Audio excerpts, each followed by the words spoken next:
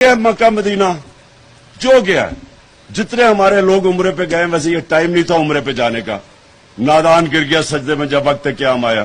شہریار یہ ٹائم تھا یہاں. یہ کلپ تو آپ نے عمران خان صاحب کا سماعت فرمایا ہوگا. عمران خان صاحب کیا کہتے ہیں کہ یہ عمرے یا حج کے لیے کوئی ٹائم نہیں تھا شہریار افریدی صاحب کے جانے کے لیے، کیونکہ یہ رمضان المبارک میں تبلیغ کر رہے ہیں، یا انہوں نے تراویحاں پڑھانی تھی، یا یہ حافظ قرآن تھے، انہوں نے دن پورا تیاری کرنی تھی اور رات کو جناب اعلیٰ پورے پاکستان کو تراویح پڑھانی تھی.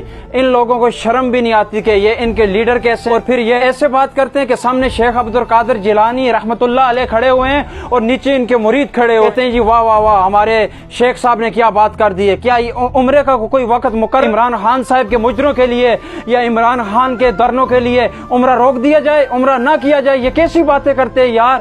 انہیں یہ بھی پتہ نہیں ہے ہم اسلام کے خلاف بات کر رہے ہیں یا کیا بات کر رہے ہیں. اپنی سیاست چمکانے کے لیے نہ انہیں دین کا پتہ ہے نہ اسلام کا پتہ ہے، اور ہمارے ملک کے اوپر یہ حکمرانیاں کرتے ہیں. ڈرو خدا سے، ہوش کرو، کچھ مکر و ریاض سے کام نہ لو، یا اسلام پہ چلنا سیکھو یا اسلام کا نام نہ لو.